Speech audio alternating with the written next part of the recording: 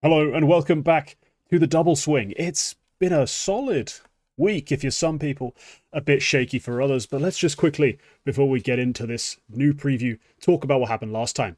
We did an event preview for Eliza Masters Espoo, and it went variably. Let's put it that way. I was able to pick both grand finalists, making out like an absolute bandit, grabbing 4 points. I mean, the Ents run was pretty unexpected, but pretty awesome, at least for myself.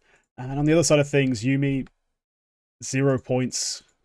I mean, NIP let you down, of course, but still, yeah, it's a tough pill to swallow, isn't it? None of your favorites coming through.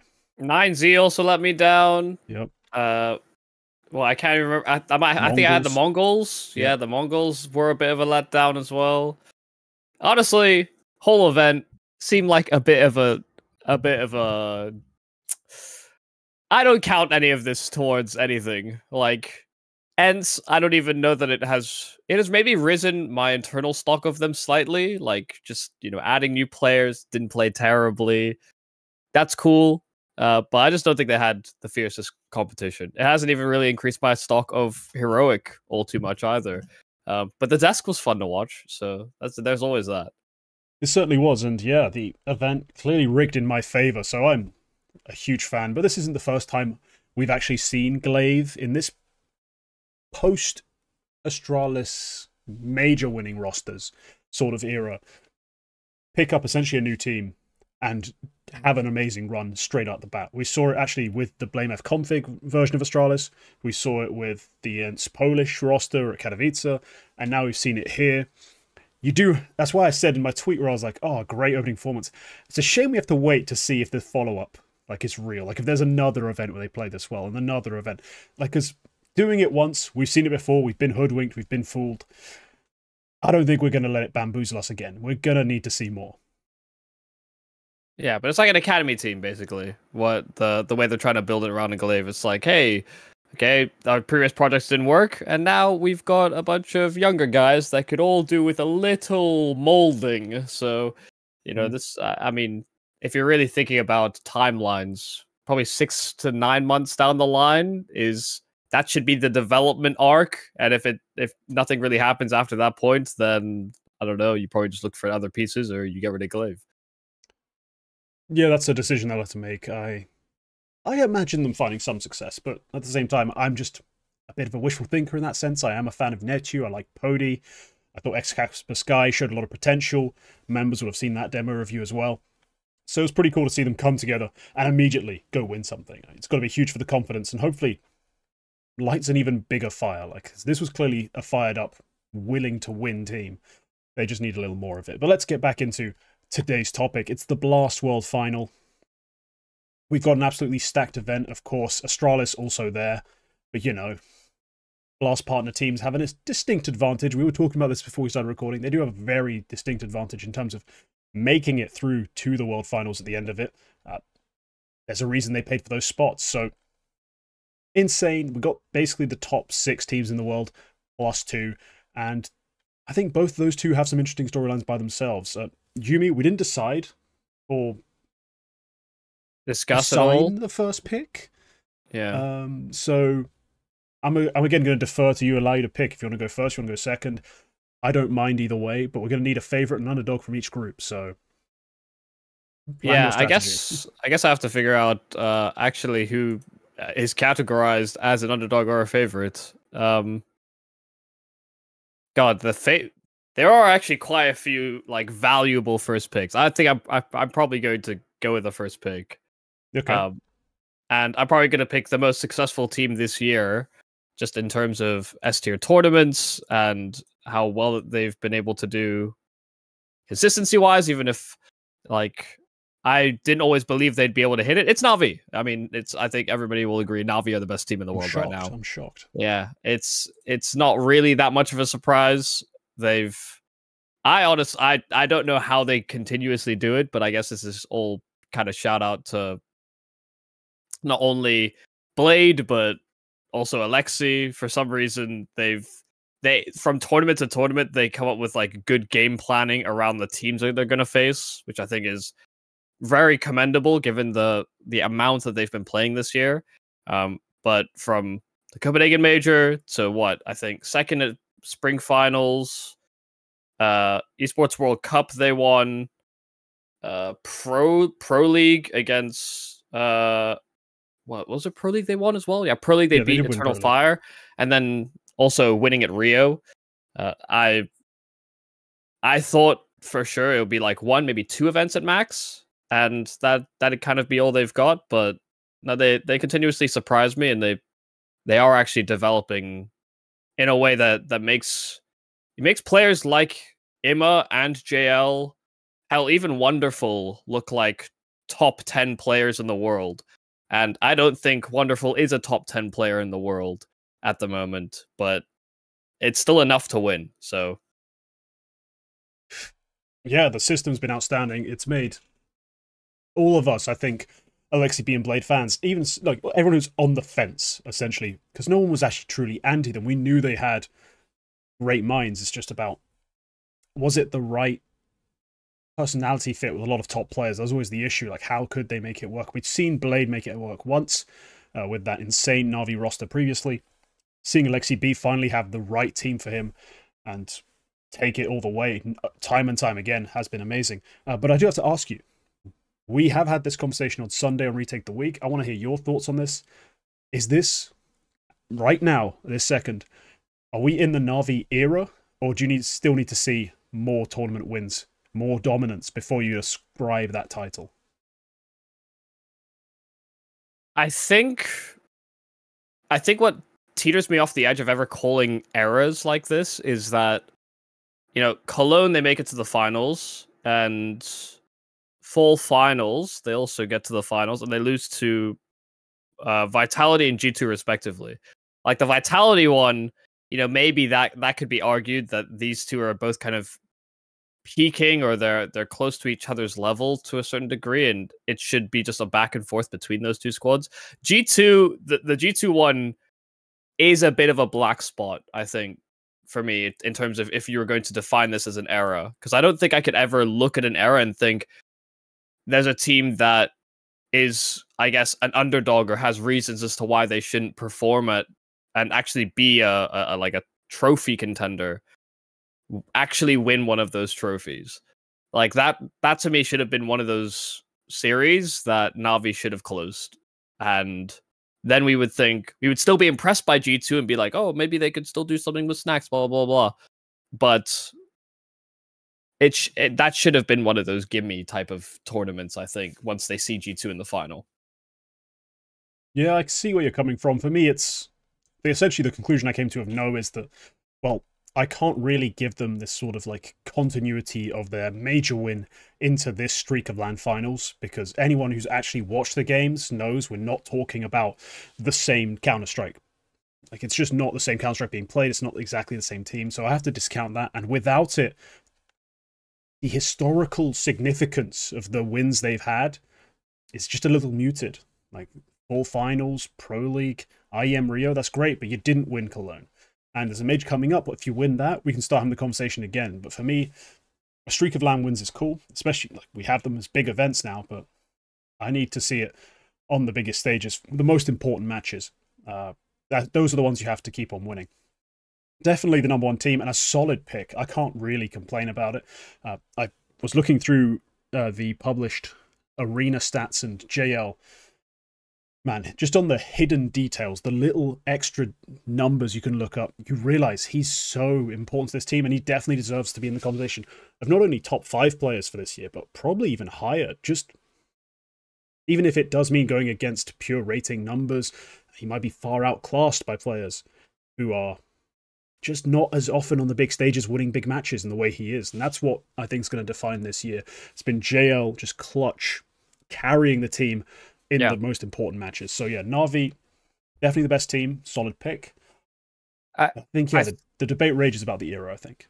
Yeah, I think, in all honesty, we might have, I mean, people are, I think, a little shy of saying that JL is, like, probably the best rifler in the world right now. Just at performing his role and his just in terms of raw impact on the team. Sure, you might have Donk there at like just above him, just in because he's ridiculous. But after Donk, I think it is JL. If there is going to be a conversation, and I think part of the reason we're hesitant to do it is because JL's just a little goofy. You know, like there's so many riflers or like top level players, but they've just got like an intensity to them that is so like, yeah, they're.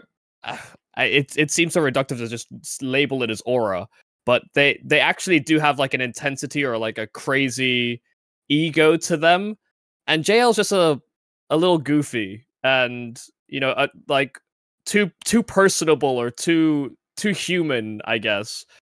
But the man is fucking unbelievable for Navi. I can't knock the amount of impact this guy gets for the squad. So yeah, well, the problem it's not like a fucking Olaf Meister or like a Cold Zero or a even Get Right when he was a top level rifler. Like, he was a nice guy, but you understood that he was an absolute like the biggest nuisance to play against in the server, just based on his play style. No, I see where you're coming from, obviously, but I still have Nico ahead of him as well. Because when I talk about those advanced details, those little metrics, or at least I have him as a conversation, because like the MVP at the major, things like that are going to be relevant to the discussion at the end of the year. But Nico does kind of like go toe-to-toe with him on every stat when it comes to like, oh, does he get better in the arena? Yeah, she does. Nico's even better in an arena. He's even better in an elimination game. Despite having his worst event at Rio, like, Nico's still up there. But no, JL, I think, is going to be somewhat underrated. And then some people are going to get probably a bit confused, I think, at the end of the year when HLTV put him at like number 4. Maybe number 3. We'll see how Donk finishes out the year. I'm just spoiling the list for you already. That's going to be how it's going to happen. Donk's not going to be number 2. He's not going to be number 1. He's going to be exactly where I predict he would be December of last year, which is number 3. Just because of this little fade off at the end. But no, I mean, credit to the IGL, credit to the coach. And honestly, there's not a bad player on the roster. It's just we're always shy to call them really superstars as individuals. Because they're not really actually in that category. Yeah. But yeah, my pick, I've got to go strategic.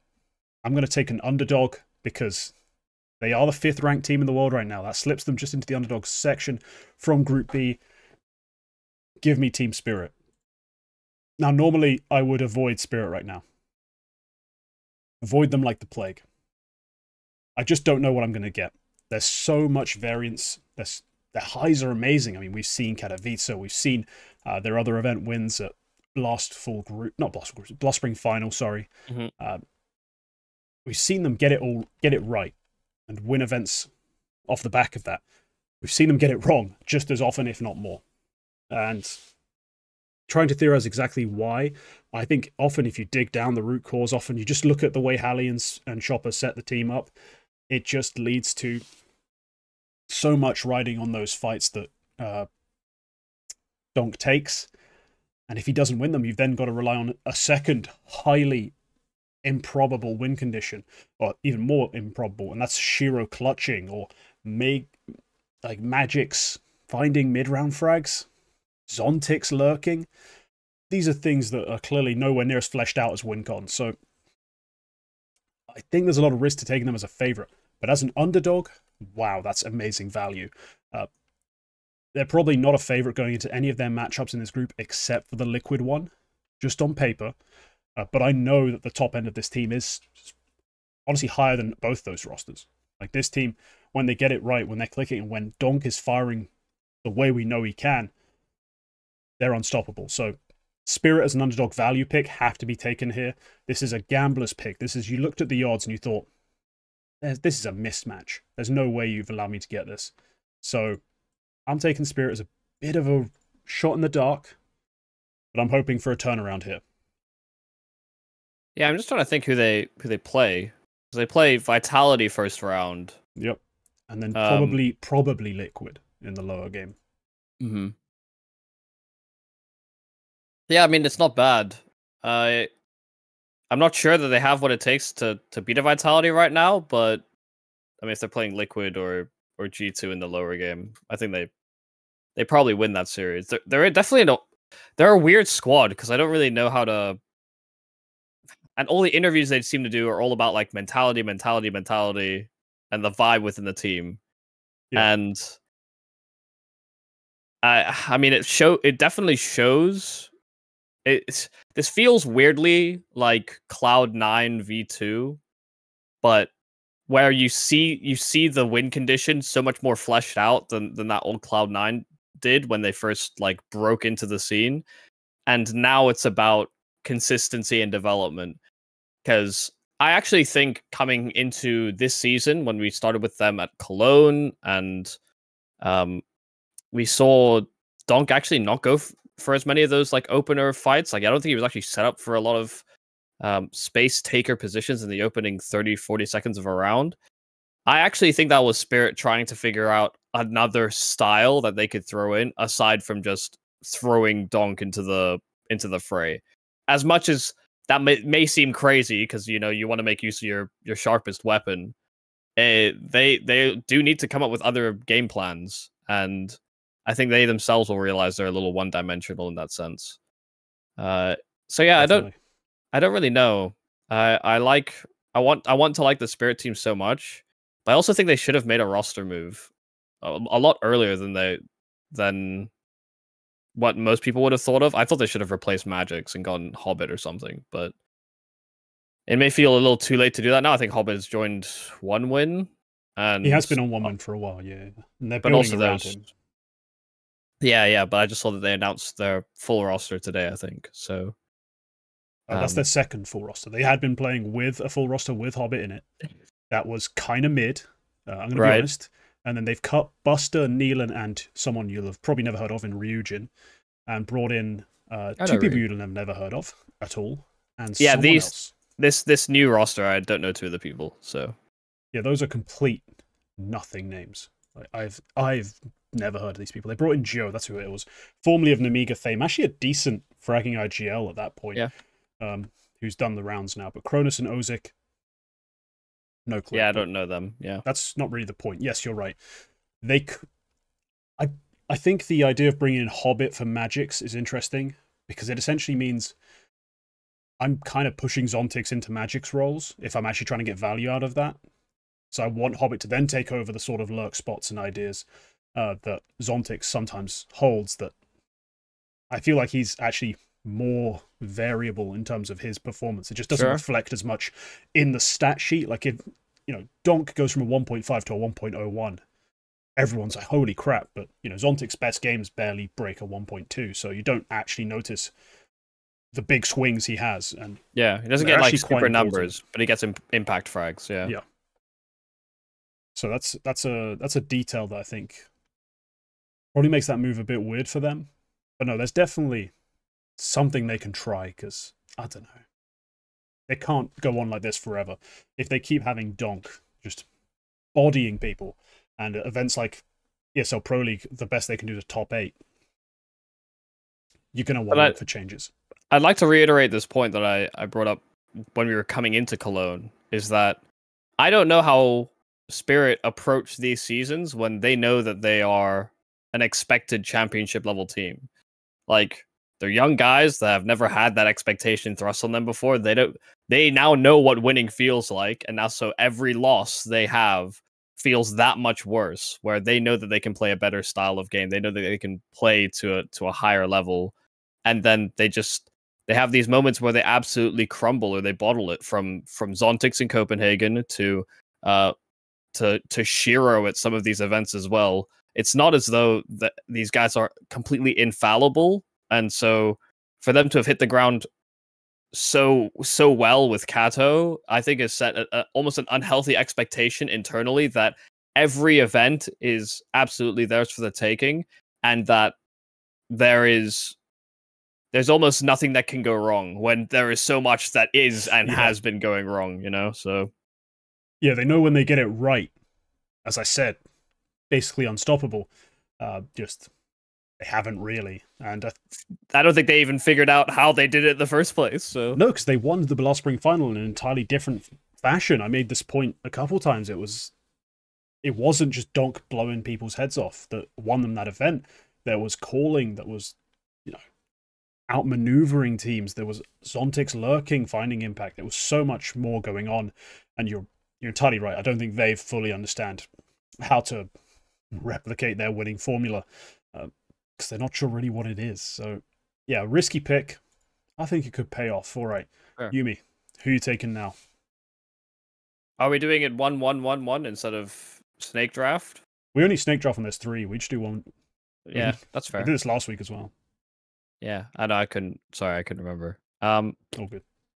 Well, in that case, if I could just, because I have to just make sure they're not in the same group because I didn't actually check that before. I'm picking Vitality. I'm picking Vitality as my second favorite. Yeah, I mean the other team that I think have been contesting the top end, especially towards the middle portion of the year, where they're making deeper runs from what I think the start of this year's Pro League. They came second. They lose in Dallas to G2. They win Cologne, which I think was definitely the big one. And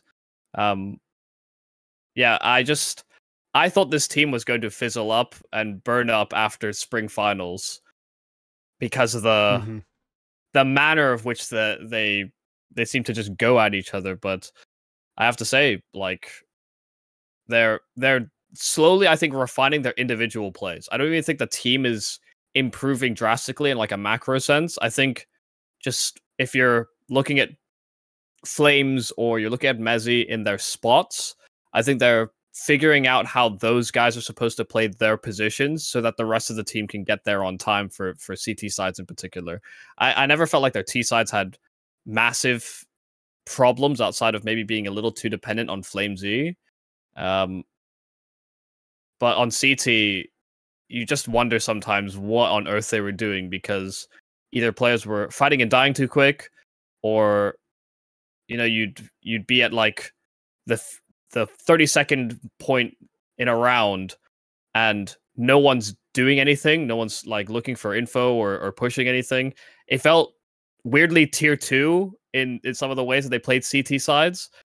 And I think now they're just loosening up a little bit. And I don't know if that's on Apex's side, that he's maybe not honing in on everybody so much, or whether that's come from just internal team discussions. But I think it's the right way for them to be playing, and I think we're seeing some decent results because of it as well.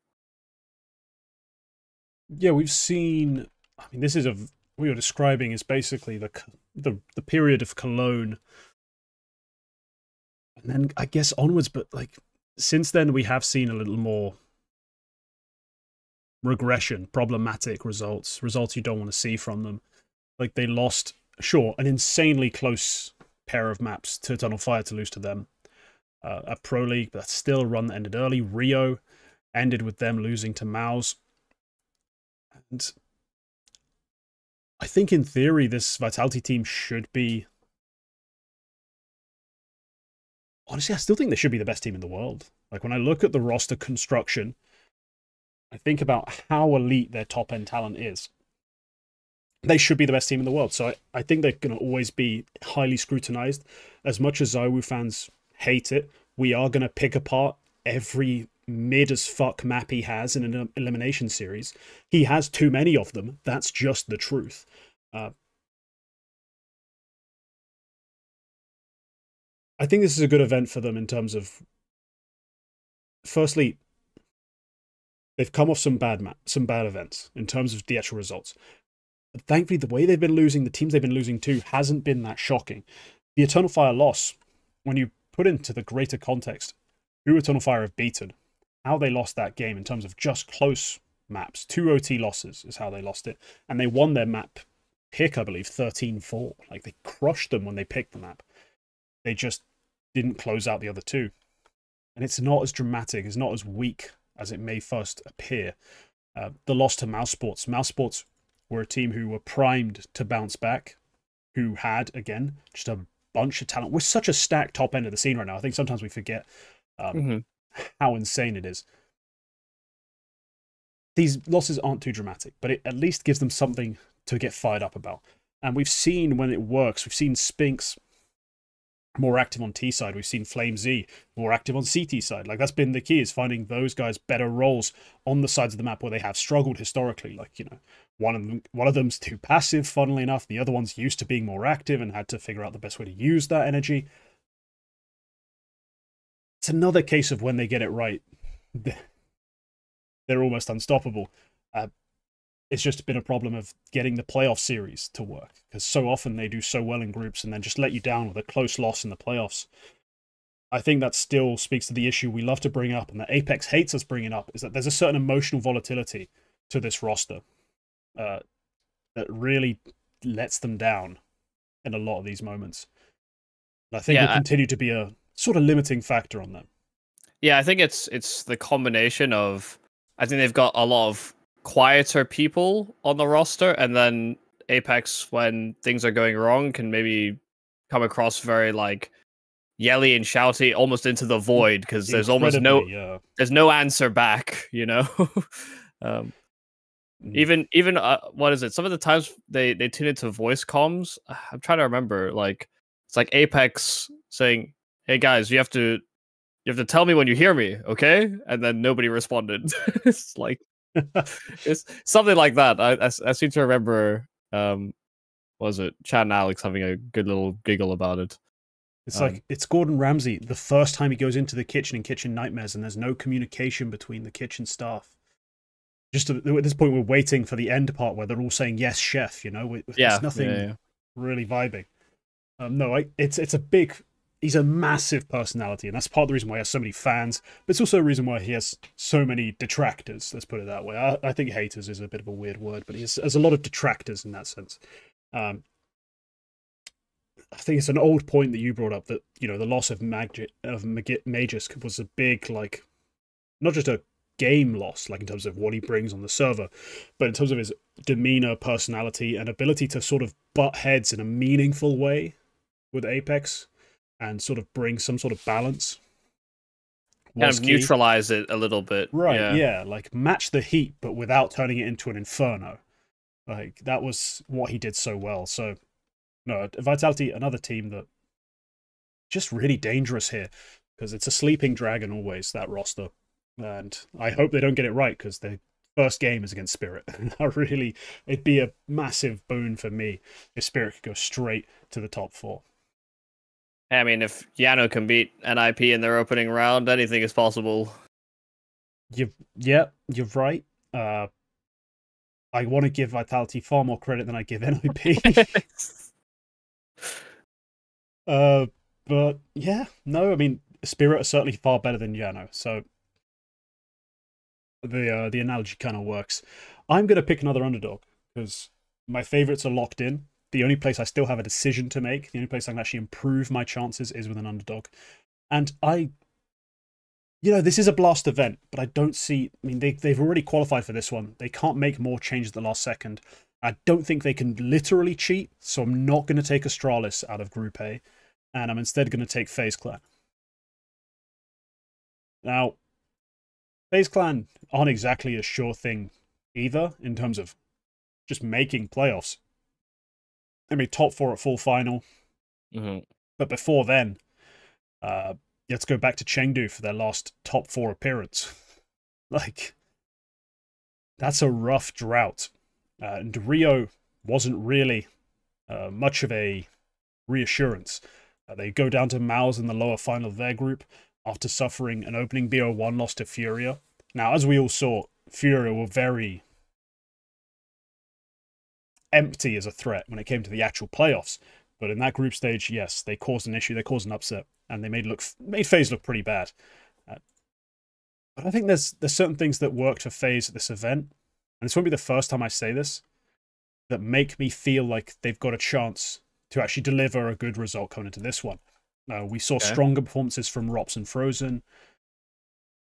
We saw them absolutely dismantle Liquid, another team that's actually here, and I think re-establish themselves as truly like the guardians of that top elite tier, which is what they kind of have been in my eyes for a while now. But seeing as that's a good platform, I think this is going to be an event where they can launch off. They've got an opening matchup which is so winnable. I mean, MOUZ is supposed to be far better, but FaZe, I think, still have them on that sort of veteran edge where they are just more comfortable in pressure moments, able to find solutions faster. I think FaZe have got a good chance to upset MOUZ in that game. And once they do that, they're in playoffs. And from the playoffs point of view, it's a stage. Their FaZe clan, I believe them to make a run. This is a lot predicated on just me seeing a slight blip upwards from the riflers and thinking, this is a good time to buy. There's not much more to it. FaZe have disappointed me a lot, and I think they are in desperate need of upgrades going into 2025. But for now, maybe this could be the last hurrah for them in 2024. I don't see them doing a whole lot of anything at the major, but perhaps in the prelude in Singapore, they can make someone lose a lot of money gambling on them in the future. Yeah, I think you're right about this opening round. I mean, historically, FaZe, I think, have beaten MOUZ probably, like, I think 3 times as many times as MOUZ have beaten them, or something like that. Nice. It might even be more than that. But it is a team that I think MOUZ have always had the complications of when MOUZ have won tournaments, they've somehow been able to dodge a team like FaZe. Right. And when they have played them, they struggle. So I don't think that there's... Yeah, I don't know. FaZe are just odd.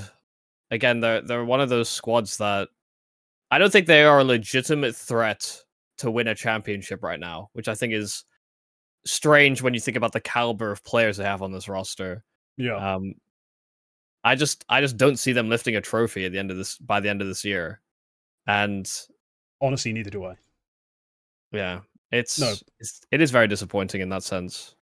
No, but they are an underdog, and I think this is another one of those sort of value pickups where I'm just like, if I had to gamble on a team in the bottom 4 of this event to make a top 4 run, sure, I like my chances. And if, look, this is going to be a bit of a poke at Kassad, but if Frozen's as good as Kassad thinks he is, well, come on and show it. Like, prove it, have those numbers, and make that translate into wins.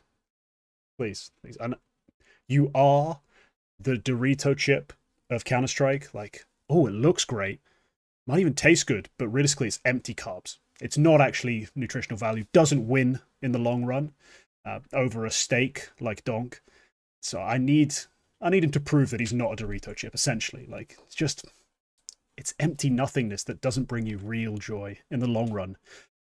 So I want Frozen to do something here. A big, big win. And some pretty numbers to go with it. Sure. Yeah, sure. Look, I can't. That's my best analogy for empty stats, because that's what he is. Like, his stats are always there, and you'll see him pop off. And occasionally someone will tell you that he's great, but when you watch the games and you see them not winning, and you watch Frozen and he's not actually producing the round-winning kills, clearly, you kind of wonder what the hell he's doing. I'm trying to remember which was that crazy comeback that they had. There was a big comeback that FaZe pulled quite recently. Didn't they do it against MOUZ on the Mirage game? They won an OT. I think it is probably that map. Yeah. Yeah. Hang on, am I looking at the right thing? Oh no, it was 7-5-7-5. So was it Falcons? Maybe they play. I don't remember. I just remember that there's like a comms video that they put out that was super interesting, and like, Frozen is calling stuff in late rounds, and he's calling his own number, and actually, that I think that's maybe the undervalued part of him, is that he's calling a lot of his kills almost before they happen, or he's making reads on what is happening on the map that is actually sharing some influence on the game. You know, I guess this is partly the conversation around Imma on Navi, and that like his impact isn't just in the numbers. That said, I don't disagree if you're, especially when you're thinking about the roles that he was replacing in Twists, where Twists was very much that same kind of guy, very vocal, cold strategies, cold his kills, and also just like fearless in late games. Where I think that's where Frozen is maybe a little more on the reserved end of the spectrum. Yeah, there's something not quite there. Otherwise, honestly, they'd be winning more events. Like, you see events they leave. Sure. Like the last one at Rio, Rops ends up actually like playing insane. If you watch, like, that's one of the best Rops events we've seen since like Chengdu, basically. Or even But this is not back. the ROPS we always get either. No, it's not. But the one time we do get it, it's still not enough to get them actually even in the playoffs here. So what are we... There's clearly more missing than just ROPS in the formula for them to be a successful team. And that's the conversation here. I don't think they have the roster right now to be higher than 6th in the world. And that's a separate conversation.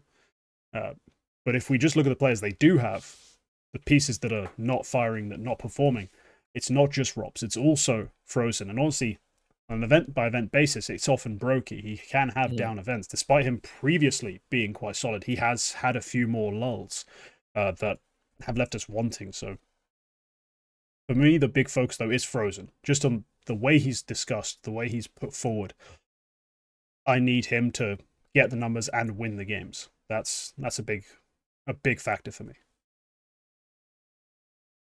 Yeah, I don't know. I guess I noticed that there's a lot of skirted criticism for players like ROPS because I know he gets a lot of community favor as a player. I think in many different legs of his career, he's actually been almost immune to criticism, which I think is unfair. The end of MOUZ, he was straight up baiting. Yeah, but you won't hear community. You won't hear the community. No. I mean, there's only like 3 or 4 of us that will ever remember that and hold that over his head. Sure, yeah. No, I see what you mean in that sense. I mean, he does have that. Yeah, that sort of layer of like, oh, he's nice, we like him. Well, no, he was also like the fucking, I don't know, the champion of Face It leveling up, basically. Like, it's weird. He was championed in that same conversation of played a lot of Face It, made it through to Face It Pro League. People thought he was cheating. They flew him out. He's not cheating. He plays on a top level team, and I'll be honest, super down to earth, humble guy. I don't actually have anything against him. I have a problem with like the way that the community reacts to him, I guess. Yeah, because he's not flawless. He has, like you said, I think he actually baited a lot on MOUZ. I think, hell, even in periods, he's looked like the best player in the world on FaZe, and now he regressed quite significantly. And the reason he would look like the best player in FaZe is because he was actually being aggressive as opposed to just playing slow, I'm gonna outlurk you style Counter-Strike. Like, how is this guy, how are people so hectically against BlameF, and then they see the average ROPS game, and I get Rio wasn't the average ROPS gameplay, but how are people so down on BlameF and so up on ROPS? I still just don't understand. I know exactly why. So firstly, the difference is that BlameF, whilst he does tend to play some extremity positions, he gets the difference between him, and it's something you see, like between him against the gun round and him versus an eco round. Sure. There's a measured aggression he takes that is just not present in a lot of other rounds. But also, the reason people will rip on BlameF is just, it's the meme, right? It's BaitF. ROPS also plays on a team where I think, quite importantly, he doesn't actually have to be, or shouldn't be really, an aggressive piece. So the fact that he does play more passive isn't really the issue. The problem is that he plays more passive, and Frozen, despite being the twist replacement, seems to play more passive than he should. Like, he should be more assertive, more aggressive in a lot of situations. And that's what essentially carries the blame. It's like, we've seen the team work with twists and ROPS. The fact that we now have Frozen and ROPS, and Frozen doesn't seem to be playing the way we got used to twist playing, and the team's not working, the success here of the team is quite important. If the team was still winning, no one would give a single shit. Is all that factors in. So I think ROPS has deflected a lot of community criticism with essentially narrative armor, like plot armor has carried him through. That he has that story that you described of the face it scrawny little nerd who goes in, proves he's not cheat, joins a big team, punches up. He's got an anime story, like 100%. Yeah, no. He's genuinely got like a fucking shonen like story arc. Straight up. I mean, thicker, longer hair, and he's just an anime protagonist. But no, I think it's not as undeserved that he gets kind of overlooked in the criticism. I just think that, yeah, there are factors that are at play here that have to be I just think accounted it's for. I think it's kind of outrageous that Frozen is like the conduit to all the criticism, because I understand that he was the roster move, but then also Rain is also struggling to get his own numbers. Brokey, for, like you said, tournament to tournament, sometimes just looks like a shell of his former self. So it's not like it's only him. Obviously, everyone will look at the change and think that's the reason. But I'm sure internally they're also wondering what the hell is going on, guys. Like, why are we not at our own like respective peaks here? Yeah, if Rain isn't replaced,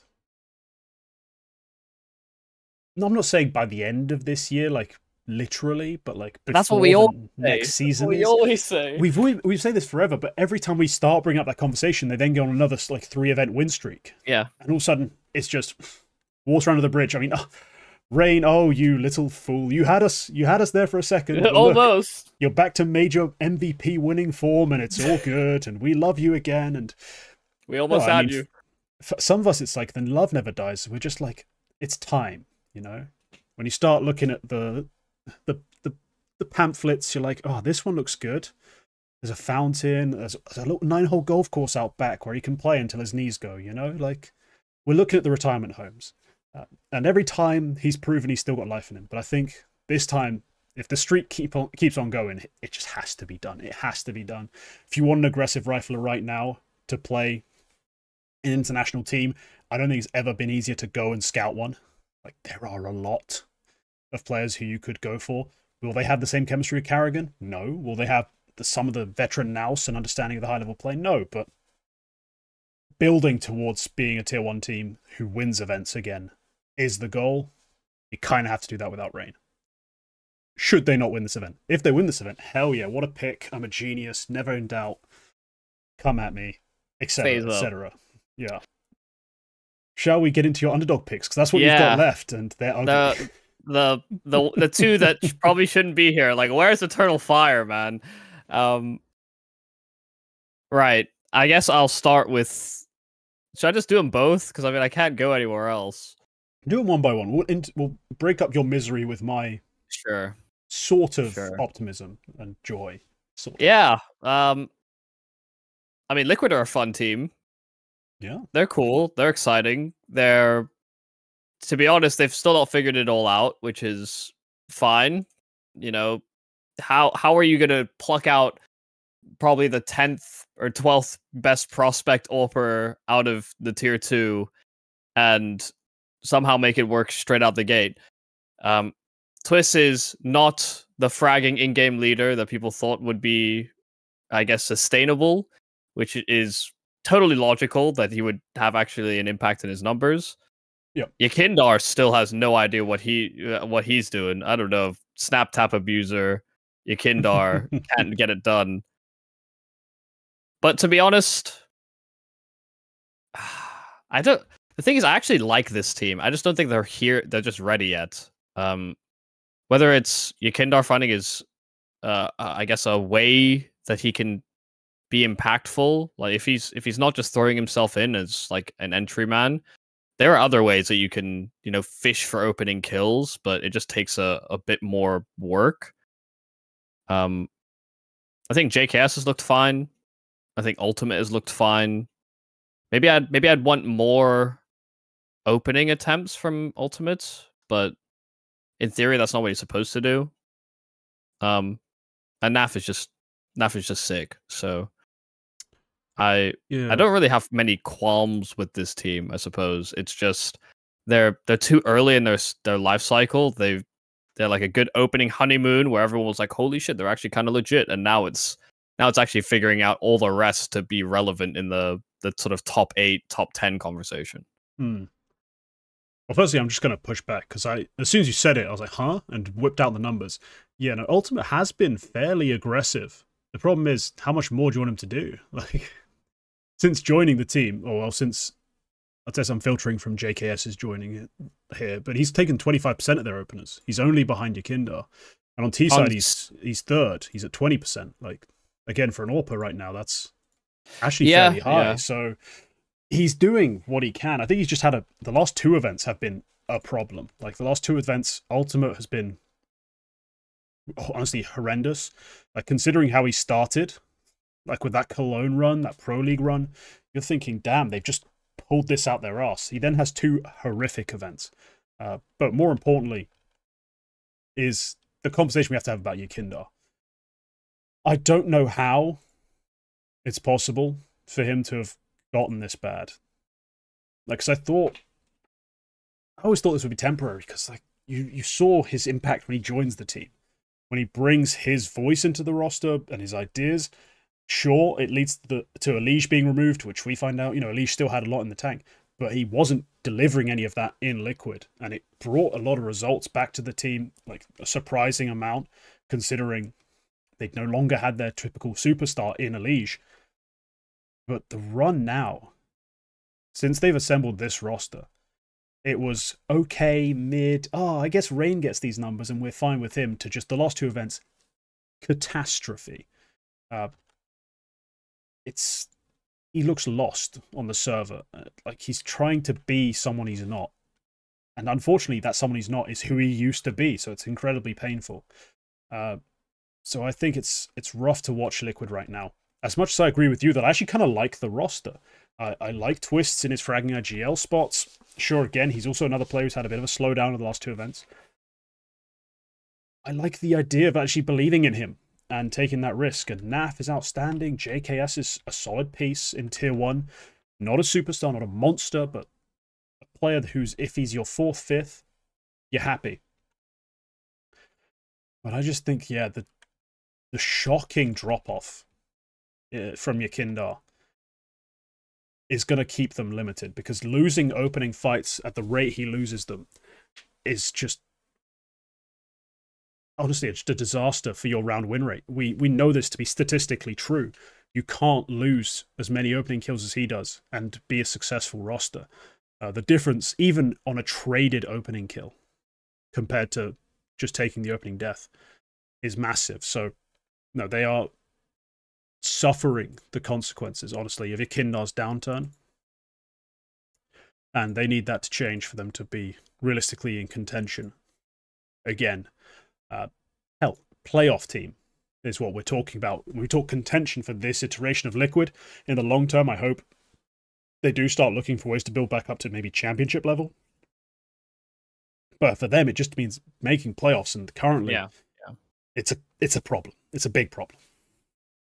Yeah, I suppose, just to, I guess, round out the point that I had on Ultimate, it's that on T sides, his opening kills are literally just hold spot, get kill. Like, I never actually see him hunting for an opening kill at all, which is not me critiquing him as a player, but it's just a part of his game that I think is missing. Like, if I'm thinking about if we're going to look at Ultimate as potentially being a growing top level AWPer, he doesn't actually have that extra level to him as of yet. I do agree a lot of the opening conversation is around Yekindar, and I guess Twists as well, if they're trying to find opening kills. I find it so strange that, like, I don't know, I saw Patsy play recently with Paravision, and Patsy and Yekindar were drawing a lot of parallels at one point, because Yekindar was the more successful one on the bigger team, and Patsy was the plucky underdog there. I was like, oh my god, it's another Yekindar. And then they end up on the same team, and neither of them work together very well, clearly. But Patsy still looks good, man. Like, he can still rip heads. He can still go for openers, and I get he's not playing the top level competition, but I think there would have to be a legitimized fear again if we drew those parallels between the two. Like, is there a world where Patsy could come back to Liquid and Yekindar could be gone instead? But I also don't know how much Yekindar is, I guess, helping with the calling or helping with mid-rounding.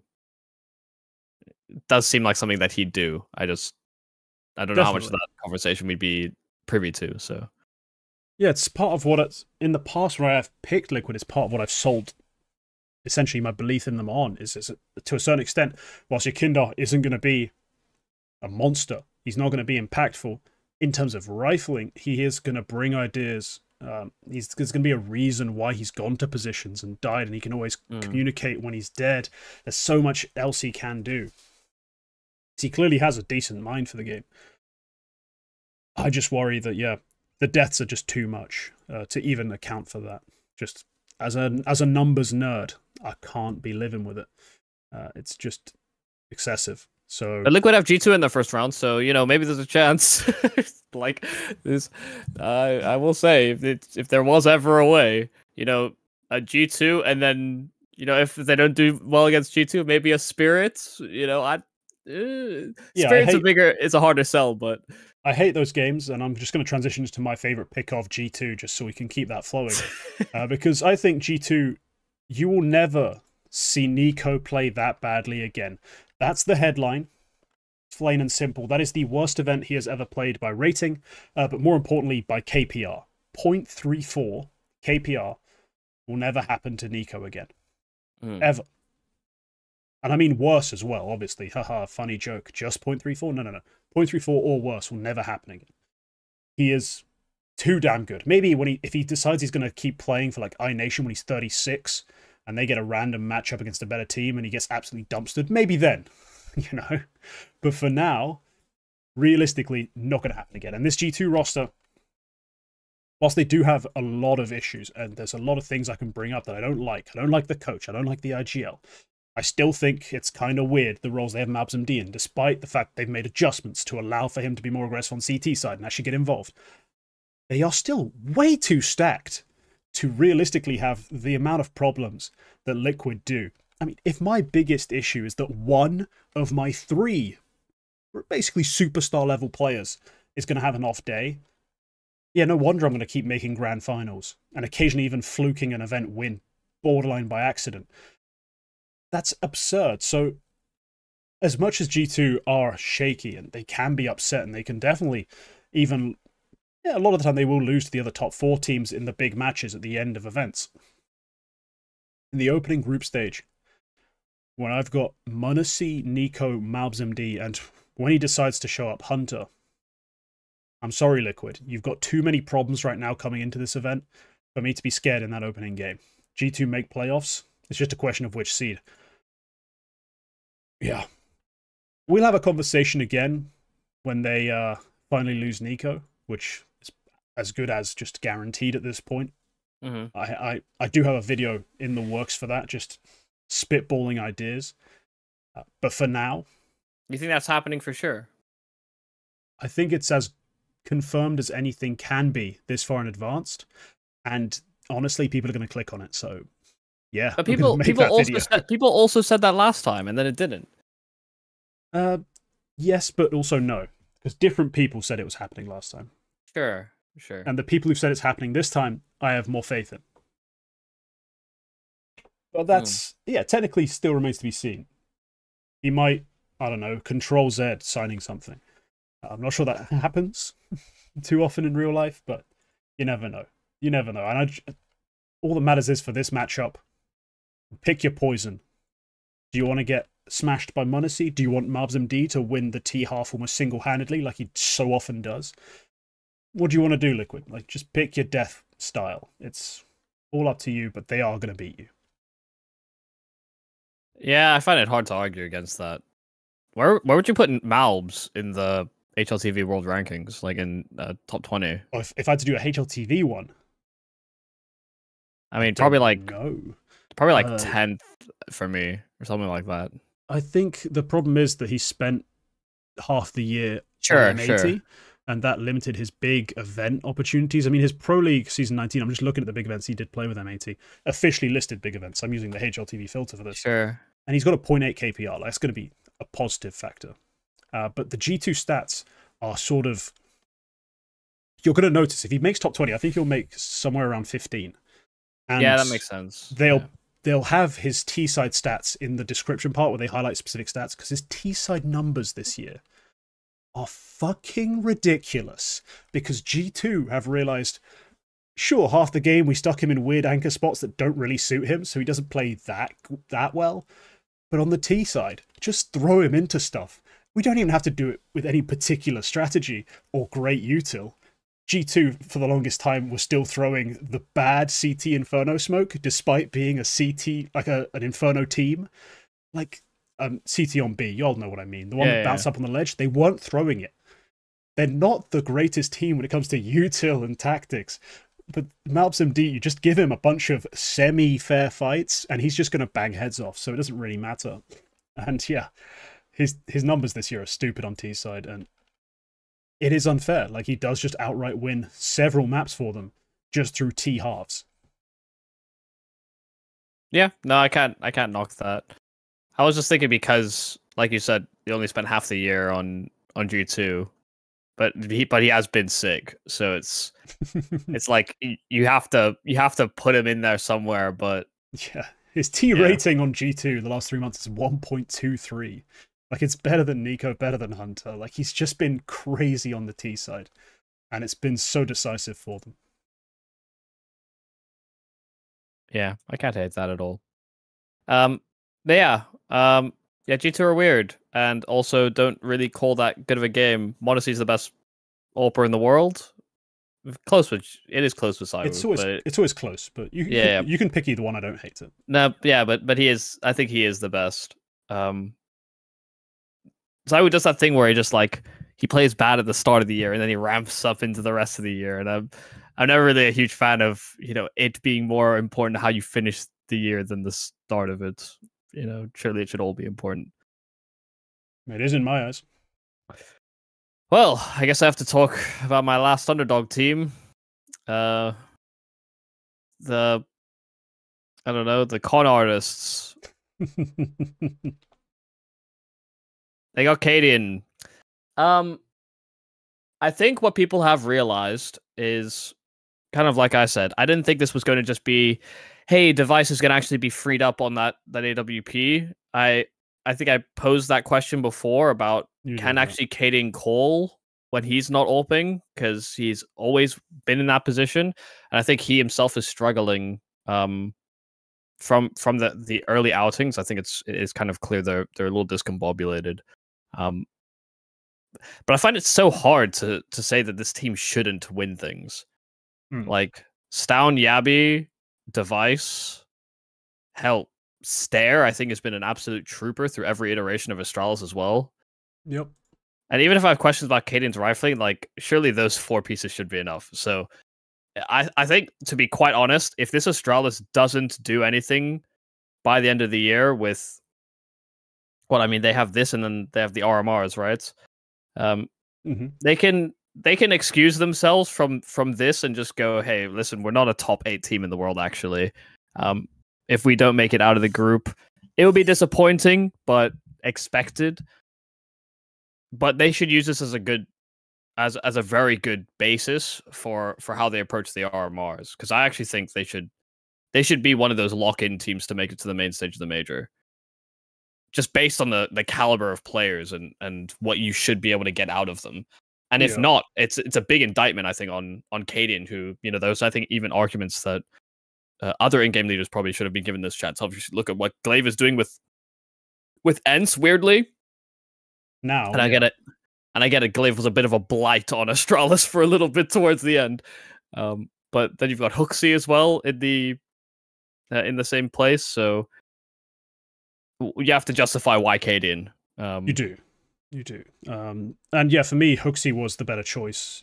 Not just because I trust him on a rifle far more than I trust Cadian, but also because I've seen him play with Yabi and Stown. Not Yabi and Stown. Yabi and other riflers, but Yabi specifically. Sure. And I've seen the way he called with him, and he just kind of got how Yabi was best used. He got how Zyphon was best used. He got how he was able to make all those riflers comfortable.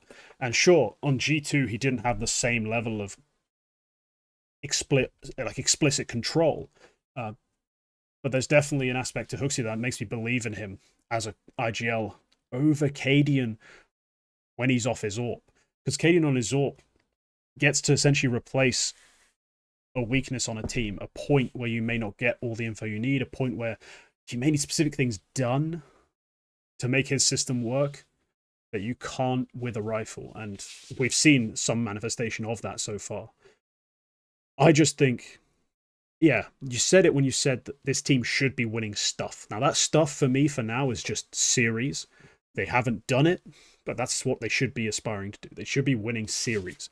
Maybe not events, because they are quite early on, and they do get to play that card of like, oh, you know, we've had all this turmoil, we're finally settling in with our IGL. We had to make a lot of changes and adaptations mentally, but the firepower is definitely there. I unfortunately think they've been given the group of death. Like, this is going to be... Yeah, that's the tough one. They're going to be fucking slaughtered by Na'Vi. And then their best case scenario, is it FaZe? Is it MOUZ? The fact that we're not even sure is kind of the issue. We're not entirely sure what this team is. I just hope that we see a return of the heroics down.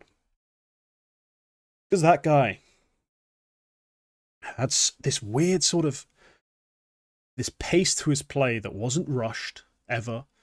And he wasn't the most insane mechanical like monster, like the crazy flicks, all that stuff, but he was stable and focused, and he knew the right moment to swing, when he'd catch an opponent with his back to him, when he'd catch an opponent in transition, or when he'd catch an opponent, you know, sat in that position. Like, you know, the pre-aim was perfect. Boom, take the head off. Never anything too flicky and crazy, but just solid and smooth and controlled. And I really hope we see a return of that, especially in these group stages when allegedly he's an audio-heavy player. Someone made that point. That was something that really factored in. So especially with pre-arena, I want to hear that. You know, I want to see that side of Stown reemerge that we saw under Cadian during the online era for a long time, and even extending out afterwards. So if we can at least get that at this event, I can start believing in them actually making a run through the RMRs, because I think the RMRs for EU are fucking horrible.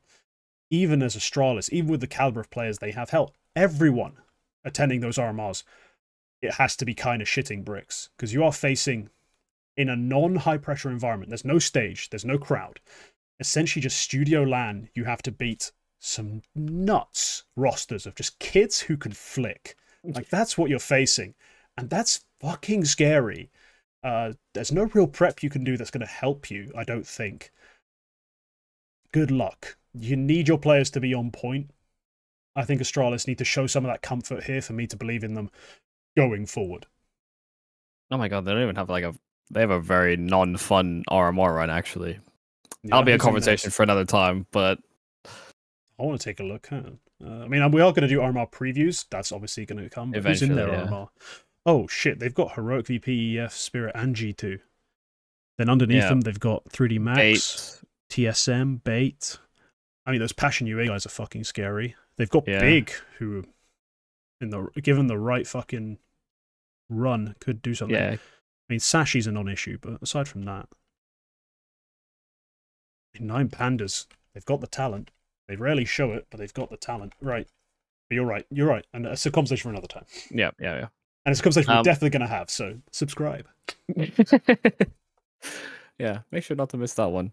Yeah, maybe not right now. I guess it's the same conversation with Liquid. They probably shouldn't be at this tournament, but hell, they're here, and I can only hope that they take it as a learning experience or cause an upset. You know, I'd be happy if they cause 1 or 2 upsets.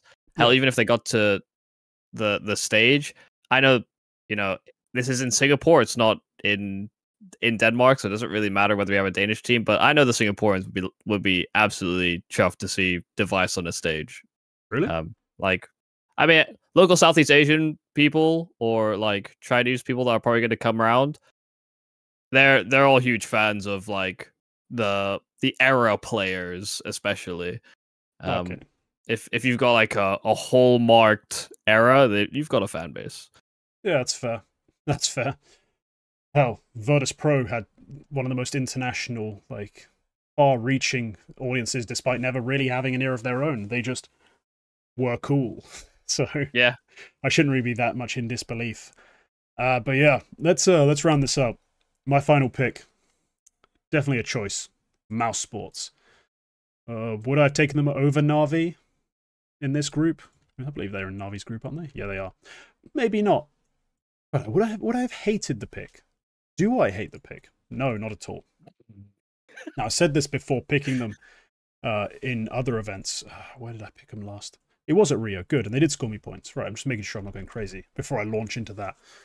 I picked them for Rio, and I said this roster should be better. I said the same thing about Heroic. I was repeating myself a lot that day, and I turned out to be kind of right. This team should be better. They have so many good pieces in so many different roles. It just doesn't make sense that they have a slump that goes on forever. I didn't believe in some people's doom and gloom like approach of like, they're too young, they're fucked, you got to rip it to pieces, put them in other teams, bring in some veterans for the ones that remain, and then they'll make it work. I'm like, no way, I don't believe in that. And especially now the stage narrative has to die, because they have won several stage BO3s, and not just against Furia, who they fucking slaughtered, which was so fun. But like they beat Vitality. Laughing on it as well. Oh, it was amazing. But their 2-1 win over Vitality, the wins they've had at prior events, like I'm trying to think of the game. There's an exact game in my mind. It's prior to Bet Boom Dacha. Is it Cologne? Chengdu? It might be before Cologne. Holy crap! No, I'm thinking of something, but I can't remember what. More importantly, this is a team that, at this point, there's no reason for them not to succeed. At least at this level. In terms of beating FaZe or making playoffs and then at that point winning a BO3, they're near guaranteed to do so. And their title their title ceiling is definitely real. Now, between Xerxan and Jimfat, who form the extremities of the team, but who both play their roles so damn well, and Jimfat especially, I mean, I said he's like a new superstar. Despite his roles, puts up great numbers, and that sort of impact it's just reflected in wins over and over again. Torji plays, when he plays well, he plays some beautiful CT Counter-Strike. He still struggles on T side, he still struggles with a rifle in his hand, but lord damn it, is he good with an AWP on the defensive. And that Furia game on Nuke, I watched that demo just specifically. It was delicious. And yeah, when he gets it right, he does everything I want an AWPer on the CT side to do. So yeah, individual players have slight weaknesses. I'm not going to pretend they have 4 of the top 5 players in the world right now. But they have so much talent. A great caller who can also hold his own with a rifle. They should have everything ripe and ready to go deep. They made a final at Rio. This is another weird place. Go take it deep again. Yeah, no, I'm cool with it. I to be honest, it was kind of between Vitality and MOUZ for me. I think Vitality actually have just better championship aspirations than MOUZ do. Maybe because I think MOUZ is more of a project, and I don't think they should rip it up. But I think we should just be satisfied that this team is as good as it has been, and that they can kind of continue to level up in that manner. And I think if you were going to make roster moves, you'd probably try and find a Brolin replacement, because he was okay, but I think there's probably better players you can get. Yeah, that's kind of all I have to say about MOUZ, because No, that's fine. I don't hate this team at all. It's just I never knew what to expect, because I think it's so easy to project them at a much higher level than they actually are, and then they'll underperform, and then you'll think, oh, maybe they're not that good, and then they'll suddenly play to an acceptable level again, and you're just, you're constantly flip-flopping between the two. So yeah, I'm fine with this team. Yeah, I do agree. The Brolan swap is the one I'd actively look for if I'm MOUZ NXT, but if I'm MOUZ, sorry. I was about to bring up MOUZ NXT, hence why it's in my head. But the fact that they have essentially taken their NXT roster and just gone, you guys can kind of look for teams, and if any of you want to stay, and you don't get that offer that's really enticing, we'll keep you. And the one player ends up staying is PR, who, honestly, has so much potential. Pretty good, yeah. Really, needs to be in an academy still because he is such a child. I think is fine, but yeah, there's certain things about Brolan that aren't quite there yet. He's not. He's technically the most veteran player on the team. Exactly, the most veteran player, but he's like, I think it's a CT play that for me isn't quite there. Despite having somewhat favourable roles, he just doesn't seem to find his impact. I want to find the numbers on this. Hang on. Let me bring out the crutch of every analyst, I'm sure, in the world right now. Harry, CT position AKA document. Nero's CT position roles. But yeah, I need to check this because it's one of those things that bugs me, and now I have to look it up. Like, I just have to go look it up. Where is Brolan? Mr. Brolin. I'd also like to clarify, he's not actually been playing... Brolin's not been playing bad by any standard. No, he's not playing horrible at all. But there are probably better players that you can get. His CT form would level them up. It's not actually that bad. Like, it's clearly, it's nowhere near where you'd hope it would be. Like, you'd want him to be like amazing.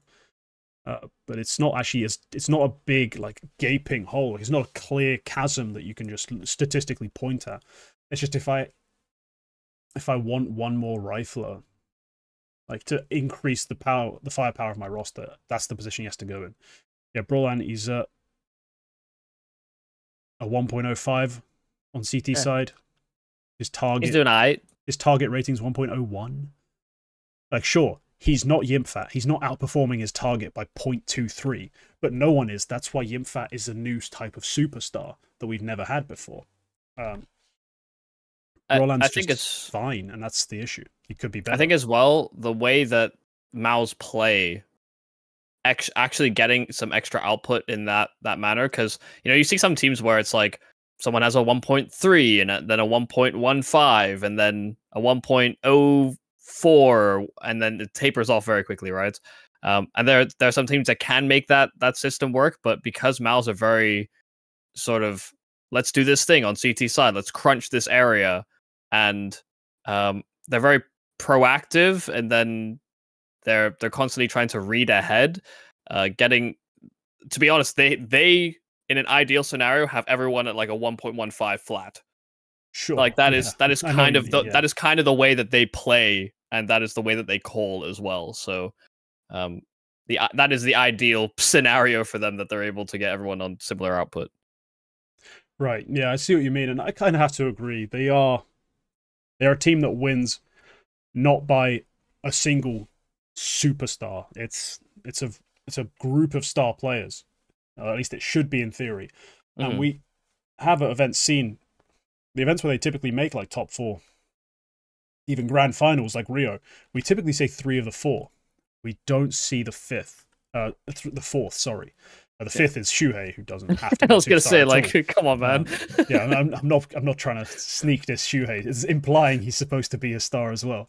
But yeah, Brolan, I think, is the most common, like, player to slightly lag behind. Again, it's not as dramatic as it may seem, like, by the way I'm describing it. But yeah, maybe we could get a little bit of an upgrade there. Yeah, it's not a huge critique. I still think at this event they've got a pretty good chance to make another grand final, and that's why I'm happy to have been left with them, forced to pick them. Oh no, there's worse fates than being stuck with MOUZ Sports in the current state of the top 4. Yeah, that's true. But all right, let's see if NAVI can break the streak, because they're winning one, losing one, winning one, losing one. I mean, to be honest, at this point, because I've picked them, they'll just do terribly. I accept my fate. I was doing predictions all week long for RES. I scored the worst out of everybody because I can't do predictions. It's a curse. And now you know why I still have you on the show. I keep putting money on the line, but I know you're going to keep tanking it, so it's fine. No, the scoreboard is not pretty right now. I don't want to even tell you. All I'm going to say is I'm closer to the viewers than you are to me, and that's kind of shocking, given how it started. Like, it's been a bad run. It's been a bad run. Yeah. But yeah, if you want to find out what happens next, subscribe. I'm going to start doing more cheesy subscribe promotions, I think, throughout my videos. the super obligatory yes, call to action. Yeah, like the video. Why don't you? I need to do it within the first 2 minutes, though. I've not been attending YouTuber school. Like, YouTube on your dashboard gives you like tutorials for shit. I've not actually been following them. I'm sure if I actually did, it'd be like, yeah, call to action within the first minute to actually get whatever the fuck they call it. It's like retention. Your robots. Yeah, I'm just not there yet. I'm not that good at the YouTube game. But okay, hopefully for my sakes, Navi do blow it again. And this time they don't finish second, like, oh no, we screwed up, guys. We only finished second. Hopefully this time they fuck it up for real. Allow my favorites and my underdogs to make another push. I want to beat the viewers. As much as it doesn't really matter for what, you know, is going on with us, I do want to try and beat the viewers. So, viewers, I will remember to put the poll out this time. So you will have a vote and you won't, by default, get 3 points, which kind of annoyed me because I was like, all that work for nothing, realistically. Okay. So yeah, look out for that. Leave a comment telling me why I'm wrong, why I'm stupid, why I'm ugly. I'm good with all of it. Yeah, don't tell me any of that stuff. It hurts my tell feelings. him he's handsome, he's intelligent, and he's tall. Like, just tell him all the things he wants to hear. But yeah, insult me as much as you want. Yeah, we'll see you in the next one. Goodbye.